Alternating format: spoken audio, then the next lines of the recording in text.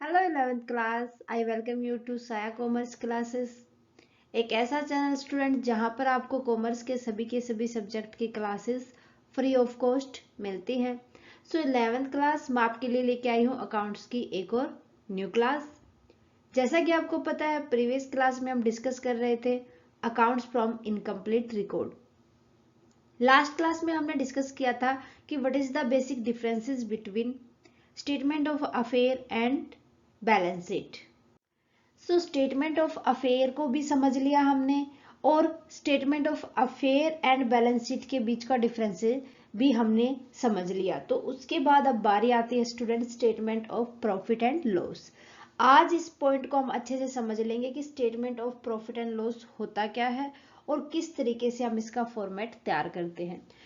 So student next class में इन दोनों के बेस पर हम एक प्रैक्टिकल न्यूमेरिकल क्वेश्चन सॉल्व कर लेंगे ताकि अच्छे से हमें क्लियर हो जाए किस तरीके से हमारे एग्जाम में अगर प्रैक्टिकल आता है तो हम कैसे अटेंड करेंगे।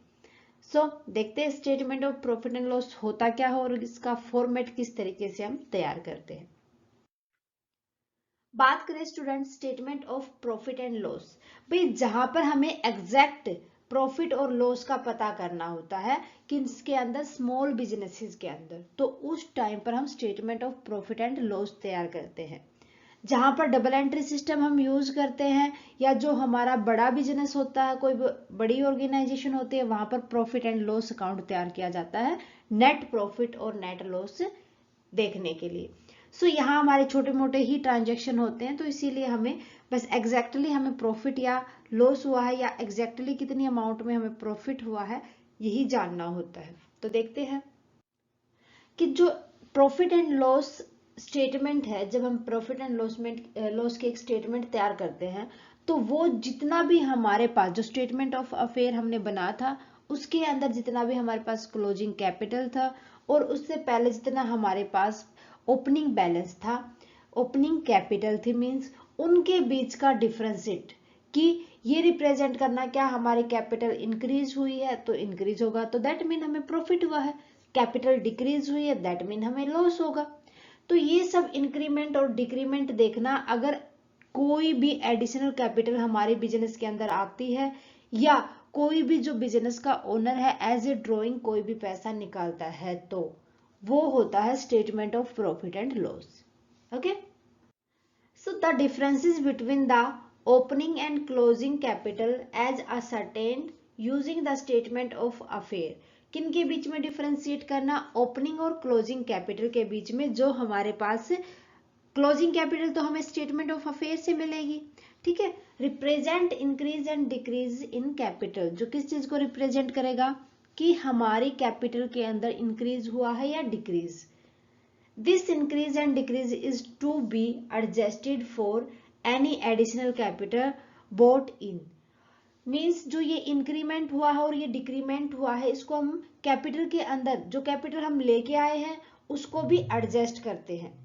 और या कोई भी हमने any drawing taken out by owner या ओनर ने कोई भी ड्राइंग ली है उसको भी एडजस्ट किया जाता है। किस लिए एडजस्ट करते हैं, सारा का सारा झमेला हम क्यों करते हैं, टू असरटेन द प्रॉफिट और loss made during the period, कि एक स्पेसिफिक पीरियड के अंदर एक ईयर के अंदर हमें कितना प्रॉफिट हुआ है या कितना लॉस हुआ है ये जानने के लिए। अब भाई बिजनेस चाहे छोटा हो चाहे बड़ा हो सब में प्रॉफिट कि प्रॉफिट क्या था, ठीक है, या लॉस क्या था। द स्टेटमेंट ऑफ प्रॉफिट और loss is prepared to make the necessary adjustment and thus determine the exact amount of profit and loss made during the year।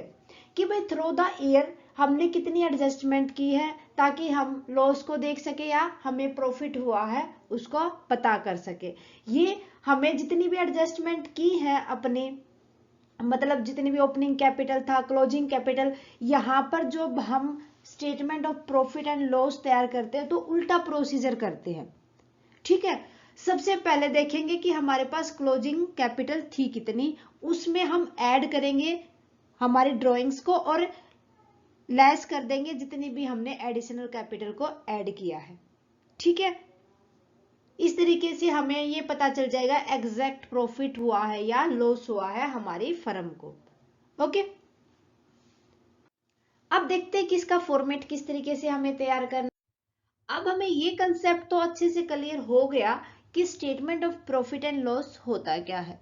अब हम देखेंगे कि इसका फॉर्मेट क्या होता है, हम किस तरीके से इसको तैयार करते हैं। So statement of profit and loss account की तरह ही बनाया जाता है कि इसमें एक जगह पर्टिकुलर, वहां पर हम डबल एंट्री सिस्टम करते थे, यहाँ पर तो हमें सिंगल एंट्री सिस्टम यूज करना है, तो हम एक इस तरीके का फॉर्मेट बना देंगे और ये होगा for the year ended, means through the year. जितने भी हमने कैपिटल लेके आए हैं, ड्रॉइंग की है, उनका भी तो इम्पैक्ट दिखाना है ना हमें, ठीक है। सो सबसे पहले आ जाएगा हमारे पास क्लोजिंग कैपिटल या capital at the end of the year. Then after ये सब रुपीज में होंगे।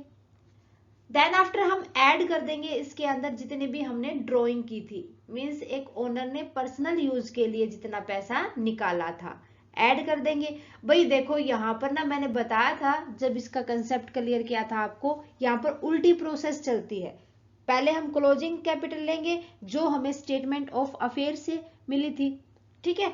उसके बाद देखो वैसे ओपनिंग में से तो हम इसको माइनस करते हैं ना ड्राइंग को, यहाँ पर हम ड्राइंग को ऐड करेंगे क्योंकि ये क्लोजिंग स्टॉक के अंदर है, क्लोजिंग स्टॉक में ऑलरेडी माइनस की हुई है ना, तो इस तरीके से हमें ऐड करना।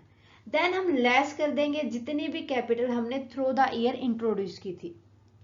क्लियर है? एडिशनल कैपिटल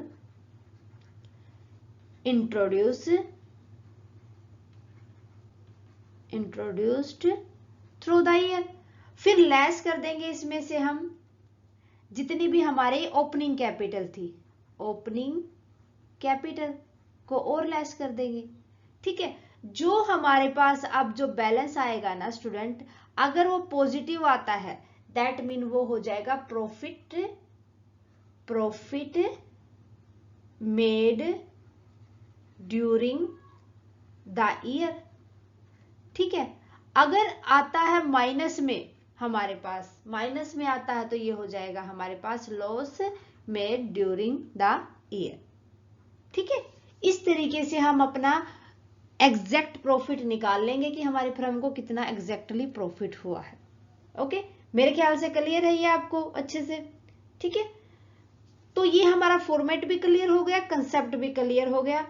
आज के लिए बस इतना ही स्टूडेंट। नेक्स्ट क्लास के अंदर हम इसका एक अच्छे से क्वेश्चन तैयार कर लेंगे, एक प्रैक्टिकल क्वेश्चन, ताकि हम उसके थ्रू स्टेटमेंट ऑफ प्रॉफिट और loss and statement of affair दोनों को तैयार करके अच्छे से समझ लेंगे। दोनों के दोनों कंसेप्ट हमारे यही एक क्वेश्चन से हम क्लियर कर लेंगे, ठीक है। सो स्टूडेंट मिलते हैं नेक्स्ट क्लास में न्यूमेरिकल के साथ। आने वाली क्लास को बिल्कुल भी मिस ना करें, तब तक इसके कंसेप्ट को आप अच्छे से समझ लें। स्टूडेंट क्लास कैसी लगी आप हमें कमेंट करके बताएं।